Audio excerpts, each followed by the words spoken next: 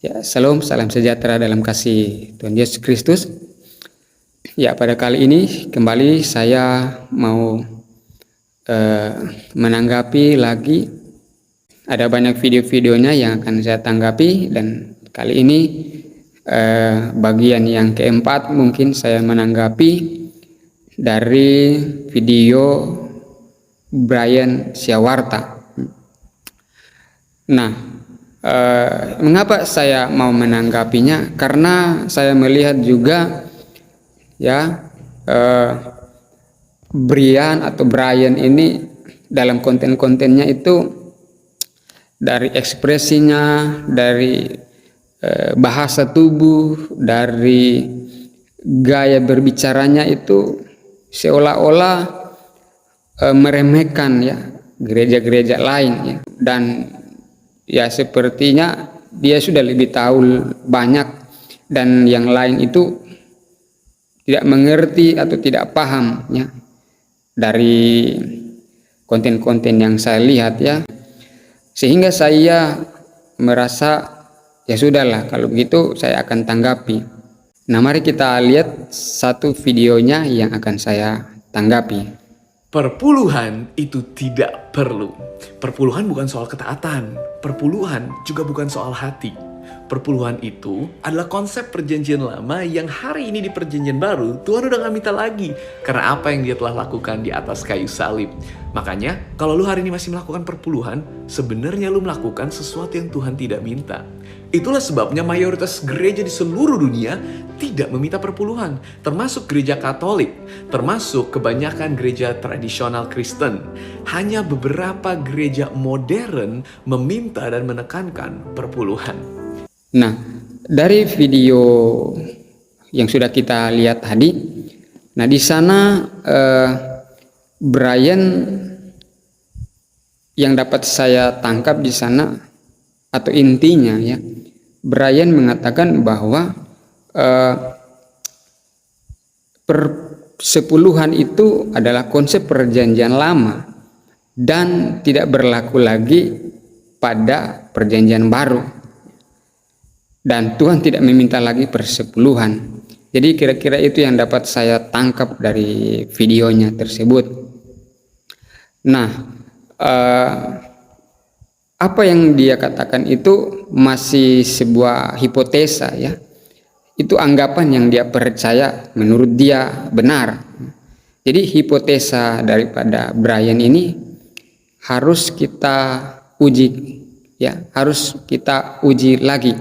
Apakah betul persepuluhan itu masih konsep perjanjian lama dan tidak ada lagi di perjanjian baru? Dan dia katakan Yesus tidak atau Tuhan tidak meminta lagi. Nah, hipotesa ini harus kita uji lagi apakah betul ya. Nah, dia menyinggung juga tentang pribadi Yesus. Nah, karena dia sudah menyinggung pribadi Yesus, maka saya mau menanggapi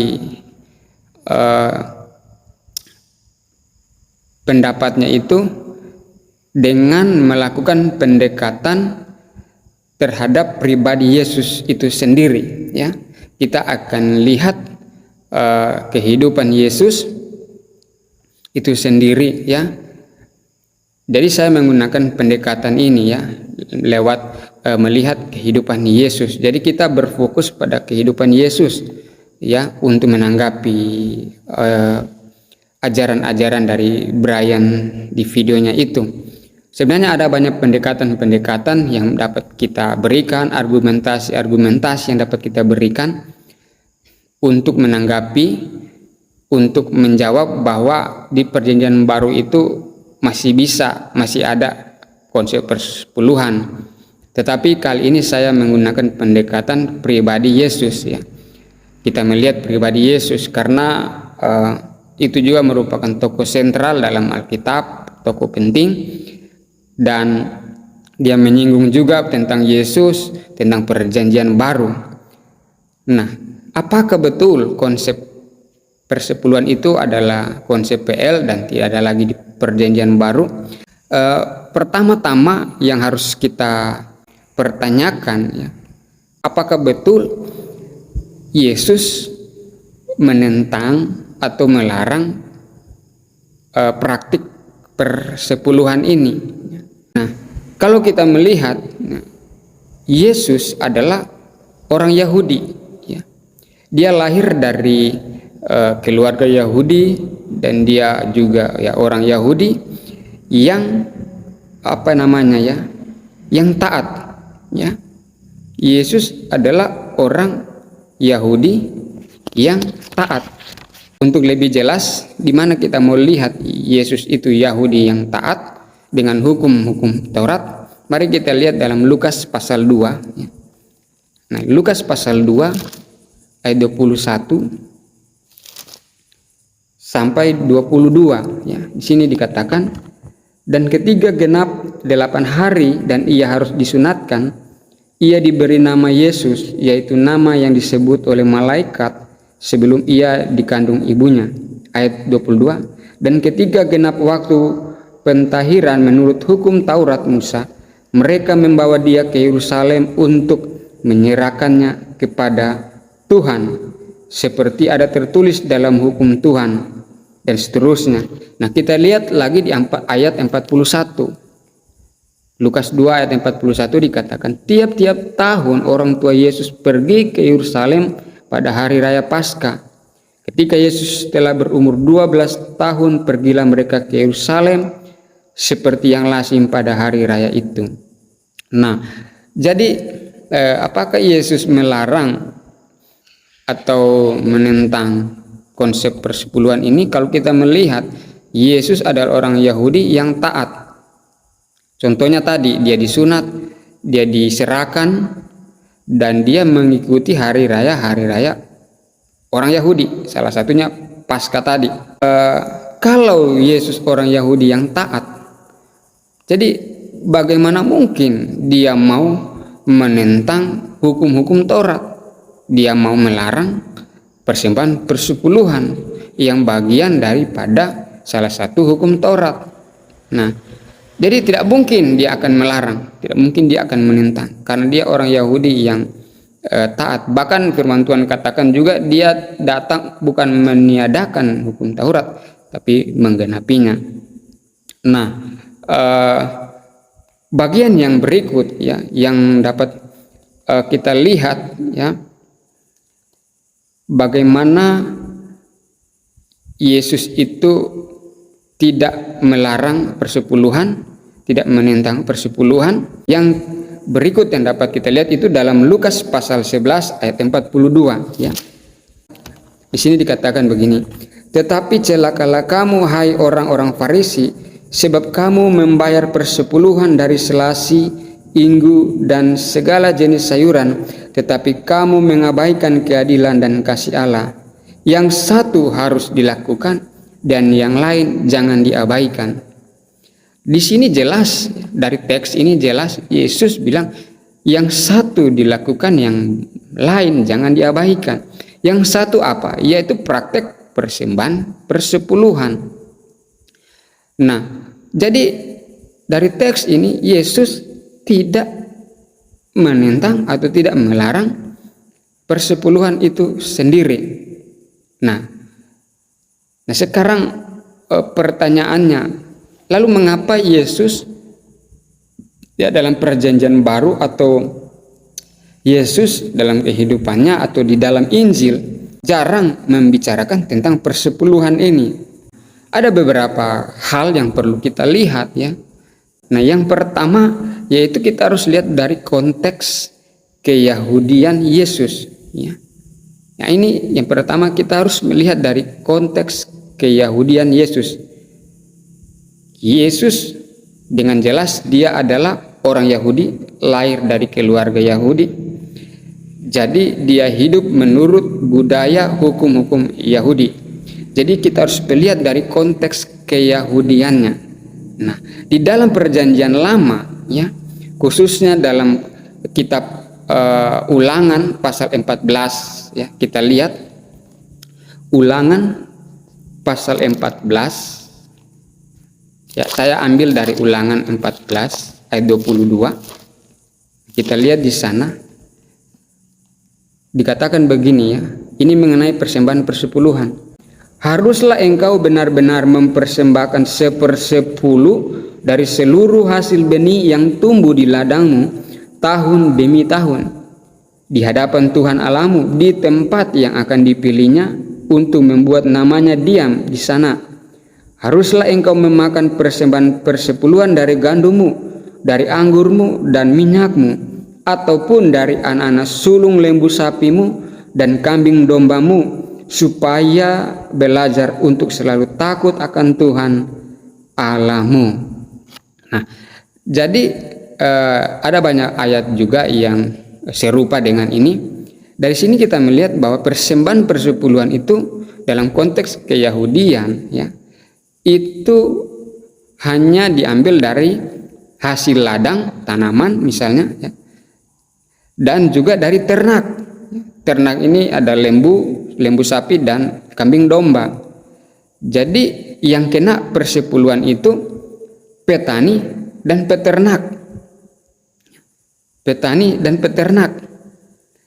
Nah, Yesus tidak dicatat di Injil, di Perjanjian Baru, dia membayar persepuluhan karena dari konteks keyahudiannya dia tidak kena hukum ma'asyir ini, hukum persepuluhan ini ya. Dalam bahasa Yahudinya ma'asyir ini ya. Dia tidak kena hukum ini. Kenapa dia tidak kena? Karena Yesus itu anak tukang kayu. Dia anak tukang kayu. Jadi bagaimana dia mau membayar persepuluhan? Dalam konteks Yahudian itu kena diambil dari hasil ladang dan ternak, lembu sapi atau kambing domba. Nah, untuk lebih jelasnya silakan lihat video ini, penjelasan dari perspektif Yahudi dari salah satu rabi yang bernama Baruch Yaakov. Nah, ini videonya, silakan disimak. Perintah untuk membawa persepuluhan atau maaser itu hanya untuk petani dan peternak Yahudi yang tinggal di tanah Israel. Tuhan Yesus kasih persepuluhan nggak? Yesus tukang kayu ya kalau tidak salah kan. Dia mau bawa apa? Kursi ke bait suci atau bawa meja? Tentu kan tidak kan. Nah, jadi jelas ya dari penjelasan perspektif Yahudi, memang benar kenapa dia tidak dicatat membayar persepuluhan atau dia jarang menceritakan tentang persepuluhan. Ternyata dari konteks keyahudiannya dia tidak kena hukum ma'asyir itu. Nah, itu yang pertama dari konteks keyahudian. Yang kedua dari konteks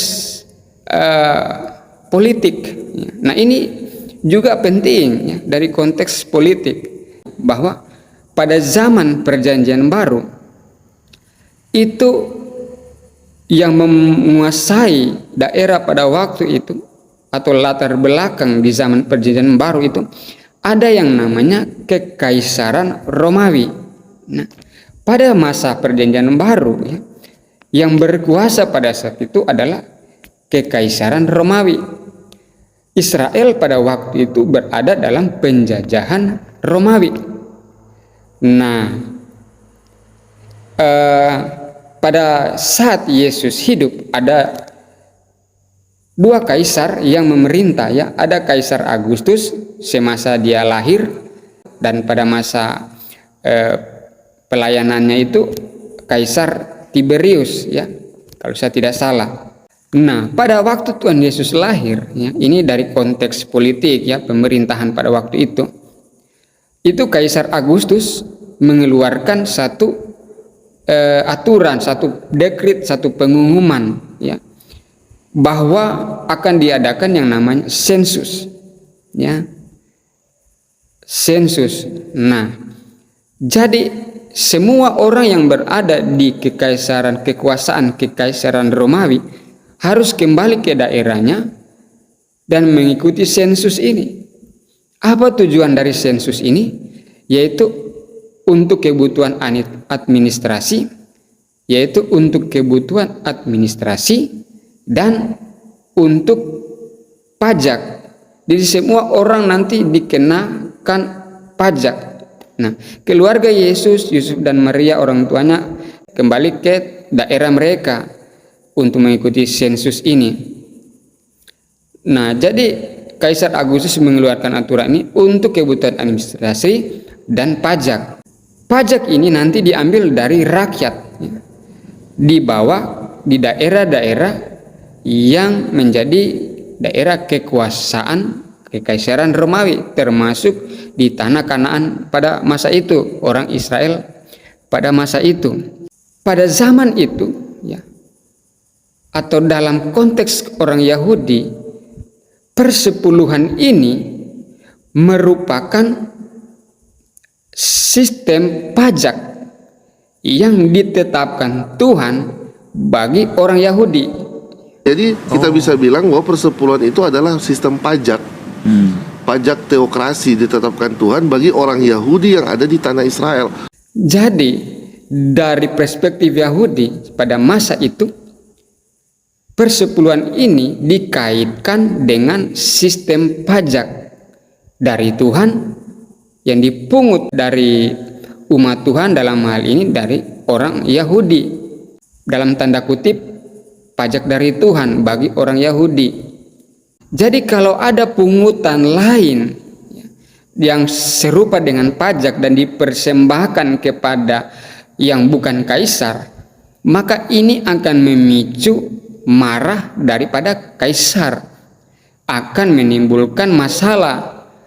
Sebab itu Yesus tidak mau bicara banyak tentang persepuluhan, karena persepuluhan ini dalam masa itu dikait-kaitkan dengan sistem pajak dari Tuhan, dan itu diambil dari umat Tuhan, dari hasil usaha dari orang Yahudi, ya, dalam pandangan orang Yahudi. Nah, kalau Kekaisaran Romawi mengetahui ada pajak lain yang dipungut dari rakyat, maka kaisar akan marah, Kekaisaran Romawi akan marah, karena bagi mereka pajak itu hanya diambil dan diberikan kepada kaisar, tidak boleh kepada pihak-pihak lain. Sebab itu Yesus tidak terlalu banyak bicara tentang persepuluhan ini, karena di satu sisi Yesus ini juga taat pada pemerintah, ya. Dia juga selain taat pada hukum Taurat, dia juga taat kepada pemerintah. Di mana bukti bahwa Yesus ini taat pada pemerintah? Nah, yang pertama, keluarganya itu mengikuti sensus, mereka mengikuti arahan dari pemerintah pada saat itu, penguasa pada saat itu. Yang kedua, ya, Yesus tidak melarang orang membayar pajak kepada kaisar, ya. Kita ingat cerita tentang koin, dia bilang berikanlah kepada kaisar apa yang menjadi milik kaisar, dan berikanlah kepada Tuhan apa yang menjadi milik Tuhan. Jadi dia, yang kedua, dia tidak menentang pemerintah, dia tidak melarang membayar pajak pada pemerintah, jadi dia menghormati juga pemerintah. Dan yang ketiga, ya, dia pernah menyuruh muridnya untuk membayar pajak Bait Allah pada saat itu, ya, dalam Matius pasal 17 ayat 27. Dia menyuruh muridnya, salah satu muridnya, untuk pergi memancing dan dapat ikan. Di dalam mulut ikan itu ada koin, dan itu diberikan untuk membayar bea, ya, atau pajak pada saat itu. Dan ada masih banyak lagi, ya, konteks-konteks yang lain yang dapat kita lihat, ya, untuk mengetahui kenapa Yesus tidak banyak bicara tentang persepuluhan, ya. Tadi dari konteks keyahudiannya, terus ada konteks politik, ya, dalam pemerintahan pada masa itu yang berkuasa. Nah, yang terakhir, ya, poin penting ini yang akan saya tanyakan kepada Brian, ya, dan saya rasa kau tidak akan dapat jawabannya. Kau tidak akan dapat, saya jamin dan saya yakin kau tidak akan dapat jawabannya. Nah, kau katakan bahwa persepuluhan itu konsep perjanjian lama dan tidak berlaku lagi di perjanjian baru, dan Tuhan tidak meminta lagi. Oke, yang ingin saya tanyakan begini, di mana Yesus pernah bicara, di mana ayatnya di kitab Injil Yesus pernah mengeluarkan kalimat jangan bayar perpuluhan.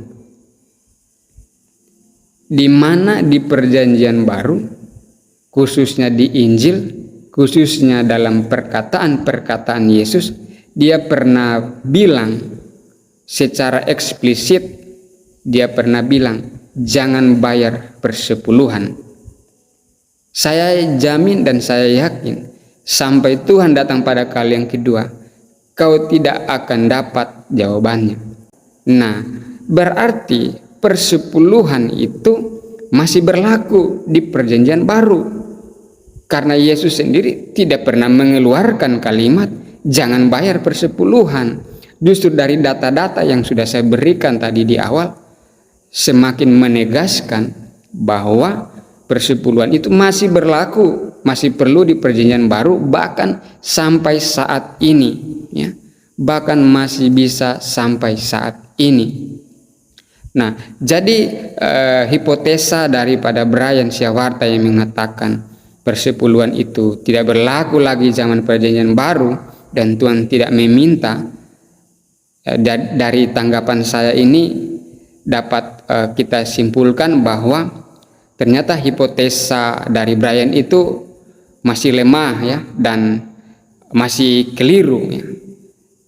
Ternyata ada data-data lain, ada sumber-sumber lain yang bisa mendukung bahwa persepuluhan itu masih berlaku di Perjanjian Baru bahkan sampai saat ini. Nah, kalau Brian menganggap persepuluhan itu hanya berlaku pada Perjanjian Lama, bukan dan tidak berlaku lagi pada Perjanjian Baru hanya karena Yesus tidak pernah mengajarkannya. Kalau kita mau pakai prinsip ini, berarti saat ini kita kalau ibadah tidak usah menyanyi, tidak usah pakai alat musik. Kan Yesus juga tidak pernah ajar kita pakai alat musik, kita menyanyi. Yesus juga kan dicatat tidak pernah menyanyi, jarang dicatat. Tapi bukan berarti karena tidak dicatat, karena Yesus tidak lakukan, bukan berarti maka kita tidak boleh menyanyi, kita tidak boleh main musik. Karena prinsip-prinsip itu ada di Alkitab, di Perjanjian Lama. Demikian juga dengan persepuluhan. Bukan berarti Yesus jarang bicara tentang persepuluhan, maka kita simpulkan tidak perlu lagi. Karena prinsip-prinsipnya itu jelas di Perjanjian Lama ada, mulai dari zaman Abraham, zaman Musa, zaman Israel dalam pembuangan, kembali dari pembuangan, ya. Di zaman nabi-nabi juga ada, di zaman Yesus dan seterusnya, ya. Jadi kesimpulan dari tanggapan saya ini terhadap hipotesa daripada Brian Syawarta yang mengatakan persepuluhan tidak berlaku lagi di Perjanjian Baru, dari data-data, dari materi yang saya sampaikan, saya simpulkan bahwa persepuluhan masih berlaku sampai Perjanjian Baru dan sampai saat ini. Nah, jadi itu tanggapan dari saya. Perlu kita sadari bahwa tanggapan ini bukan untuk menjatuhkan siapa, bukan untuk mengatakan bahwa saya lebih hebat, tidak. Tetapi ini sebagai pembanding, ya.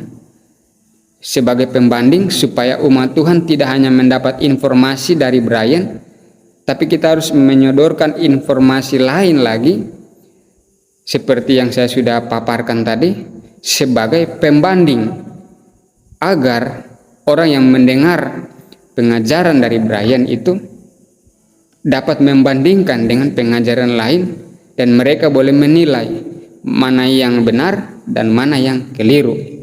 Jadi saya juga masih banyak kekurangan dan bukan berarti saya hebat, tapi ini adalah video tanggapan sebagai pembanding supaya kita menilai mana yang benar dan mana yang bisa dikatakan keliru lah. Jadi demikian ya, Tuhan Yesus memberkati kita semua. Amin.